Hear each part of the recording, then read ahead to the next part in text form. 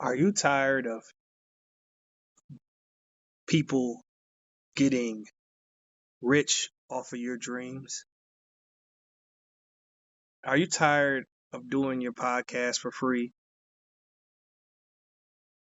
Well, I encourage people to check out the Anchor app because you can have ads, you can have commercials, and you can have a wide viewing audience. And you can speak your mind and get paid for it. And not to mention, it's free. Anchor will distribute your podcast from Spotify to Apple. You can make money from your podcast with no minimum listenership. It's everything you need to make in a podcast. This is Kingknown NBA and Music Talk, endorsing Anchor. Oh, man. These hoes. And groupie niggas. But, yo. Yes, I started out with the word hoe. Man, cue the music. God damn it. Oh, Jesus. It's Kingknown Uncensored, man. Not the U-Haul.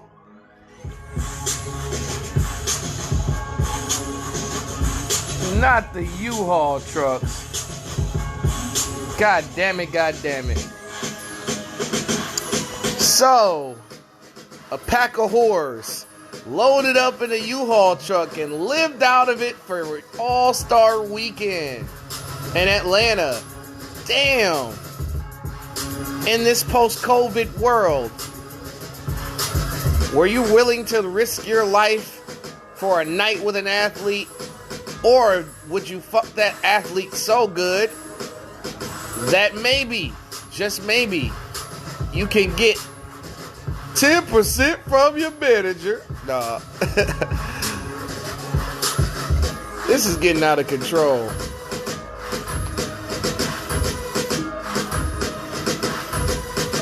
I know it was musty than a motherfucker in that bitch. It smelled like dried up mildew up in that bitch. Smelled like 4 Africans huddled in a hut on a 100-degree day in the desert. I know them bitches and them niggas was musty as a motherfucker.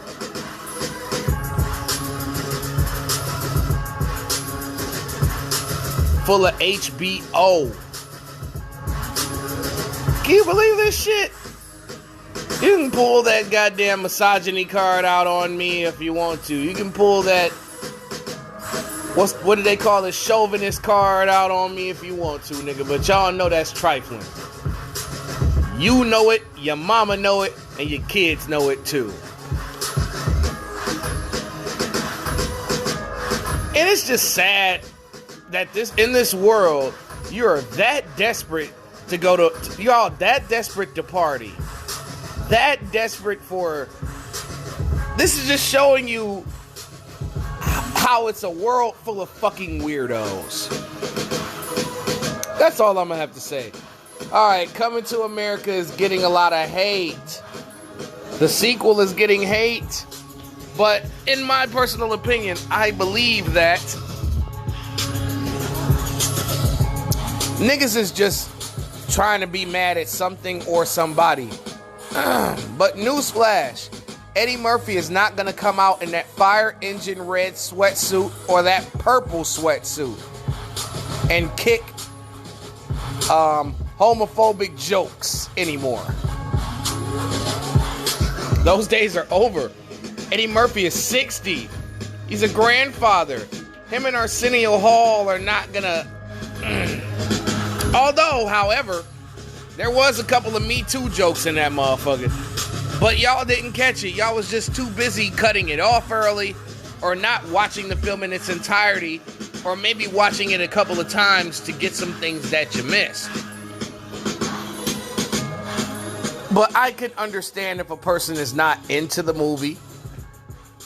But using the excuse of, it's not better than the last one. Why would you expect Coming to America, the sequel, to be better than the original. Yes! Fuck you too! Come on, man. It was a PG-13 rated movie.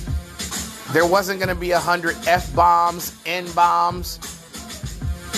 You just got to live with the S-bombs and the A's and shit, I don't even think they... Oh, yeah, Leslie Jones did say uppity bitch. Yeah. But that was light, though. But in my personal opinion, I enjoyed the film. It was a dope-ass movie. It wasn't the best movie I've ever seen, but it isn't the worst movie I've ever seen. I enjoyed it. It was a family film that you can show younger kids. You know, Coming to America was an R-rated movie. You can't show a group of infants to 10-year-olds the original Coming to America. You gotta wait till they're at least 13. But, of course, with the internet and the kids knowing the internet, they were going to watch the shit anyway. Let's move on to the All-Star Game. Oh, yeah, man. Stop hating. Stop hating on Coming to America, bro. If you disliked it, that's fine. If you hated the movie, that's fine. But using weak excuses to justify your argument is foolish. Now, the All-Star Game. Oh, man. It was sad news. Ben Simmons and Joel Embiid caught the coco. They caught the vid. They caught that 19. They caught the coco, nigga. Damn. Allegedly, they had caught it from a barber that they both went to. And they were permitted from participating in the All-Star Weekend festivities. So that's one gone from Team LeBron and one gone from Team Durant. Now, the Skills Challenge. Domantas Sabonis repeats at the Skills Challenge. He had won the year before. There was a few guys up in there. I mean, Robert Covington was. I mean, I think that was supposed to be Ben Simmons in the Skills Challenge, and Covington replaced him. I'm like, Covington? About that pick. And Chris Paul is still winless at the Skills Challenge, despite him being one of the maybe 10 or 15 greatest point guards to ever play the game. Maybe one of the 10 best point guards to play the game. At 10, maybe. I still, battle with that fact. But, the three-point competition. Who the fuck you think was going to win? Chopped liver? Steph Curry, the greatest shooter of all time, snatches the three-point competition. However, the biggest surprise was Devin Booker, was out of the All-Star game, and Mike Conley replaced him at every event that Devin Booker was supposed to be in. And one of those events was the three-point competition. And in the final round, Mike Conley only lost to Curry by one three-point shot. Conley was on fire. This man should definitely be in the running of most improved player or something. This dude was wilding out. And this is the first time he's ever been voted into the All-Star game. I think he's been playing for about 15 years. So shout out to Mike Conley, man. You did your thing. If no one was watching you, the world was watching you. And by today's standards, the Jazz have 3 All-Stars now. Ha ha ha ha ha ha ha. They're a super team. They're a super team. They cheated the system. They cheated the game. Oh my God. All right. All jokes aside, the dunk contest. Oh man, it was trash. It was so trash. 3 contestants. It was done at halftime. I felt like the All-Star game could have did 3 different days, but they're trying to rush the season so that they can collect on the money that they missed at the end of last year. We all know what this shit is about. But the dunk contest was won by young Anfernee Simons from the Portland Trail Blazers. Although I admired the kid's game, Cassius Stanley was kind of robbed on his first dunk, low-key. I ain't gonna lie. That nigga did a frontwards between the legs dunk from the side. That was pretty dope. Obi Toppin jumped over his father and Julius Randle. That was dope. I like that dunk. Simons did the kiss. That was different. That was creative and original, but the dunk contest was whack as fuck.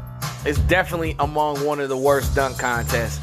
You know what I'm saying? Probably on that bottom half. You know, it's hard to beat last year's dunk contest.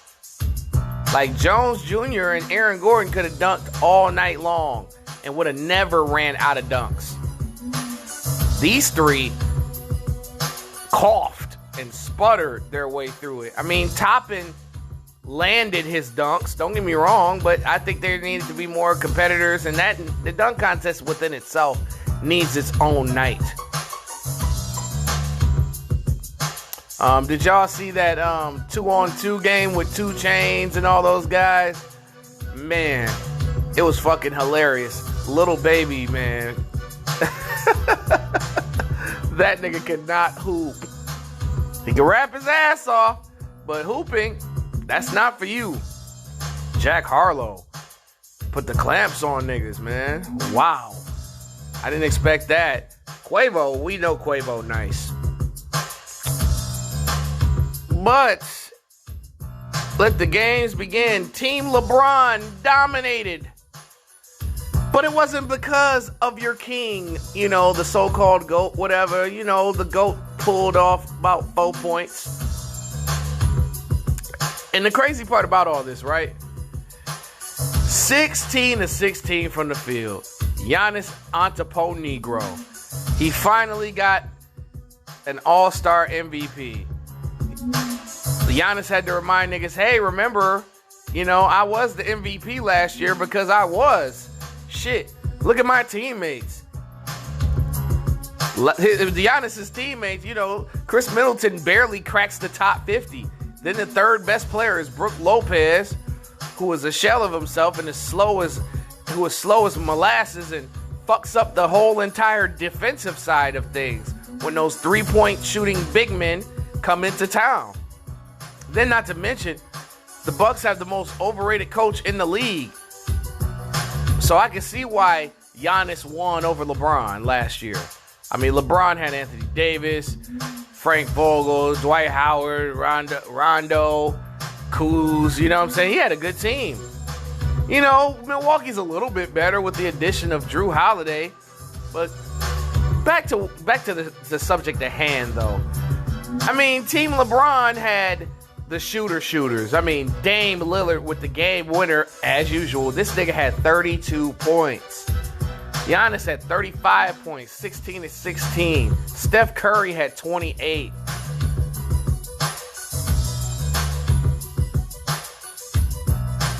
Rudy Gobert had the same amount of minutes as LeBron and scored 10 and scored more points.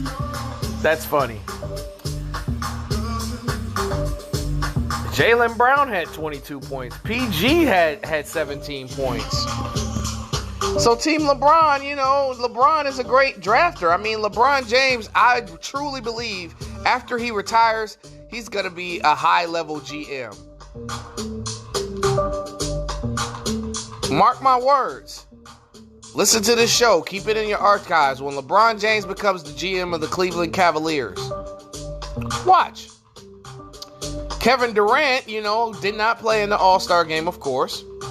But Kyrie Irving tried to keep them in the game. But, yeah, I mean, Kawhi Leonard had an off night. You know, last year's MVP. Jason Tatum had 21. Bradley Beal had 26. James Harden had 21. But they were no match for Steph and Dame. I mean, I did allude to saying that Kevin Durant had all the killers. But one thing I did not say last week was When LeBron drafted Dame Lillard, I was like, Damian Lillard is going to win this game for Team LeBron. You watch. Dame is going to save that ball, nigga, man. I'm telling you. And what did he do? He not only scored 32 points, but hit the game-winning shot. But anyway, I'm not going to speak on what they were playing for because I don't really give a shit. Because that's really not enough. But, last but not least, Lob City has reunited in Brooklyn as Blake Griffin cleared waivers and is going to sign he's already signed. He signed a contract with the Brooklyn Nets. I think he is going to get $3 million. $3 million to go on top of that $38 million that he's getting this year. Shit. Now, as far as I'm concerned, does this make the Nets the NBA champions? Not necessarily. This doesn't make the Nets that much better because they got worse defensively. Blake Griffin cannot block a channel. Blake Griffin can't even cock block.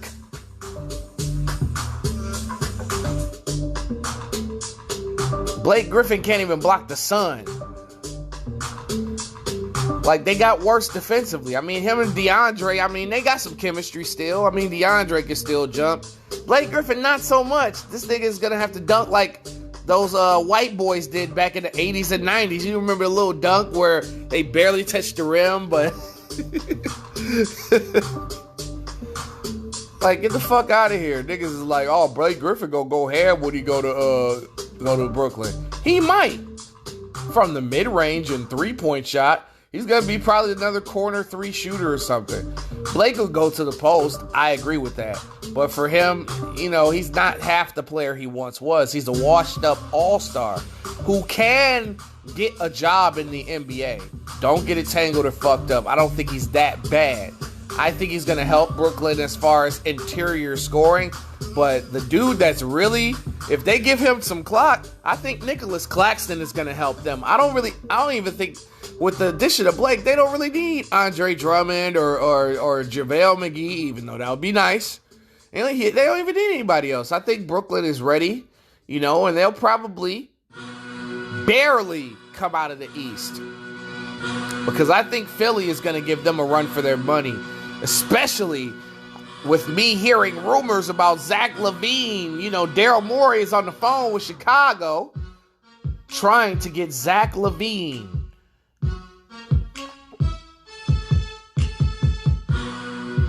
Man, the funny part is they can attain their core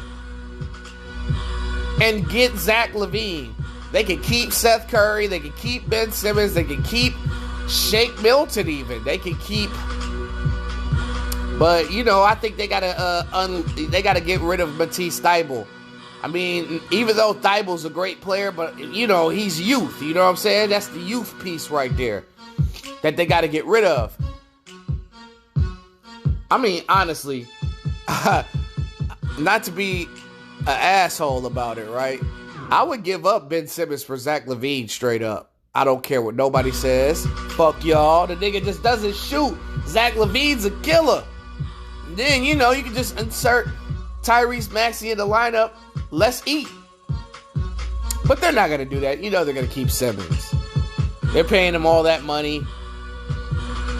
Chicago would love to have Ben Simmons, but I don't think they're going to give him up. I think they're going to give a couple of picks up and 3 players on the team to match LaVine's contract. He's only making $18 million this year. So, if Zach LaVine comes to Philly, that Game 7 in Brooklyn is going to be very interesting. Or Game 7 in Philly, because they're jockeying for that number 1 spot.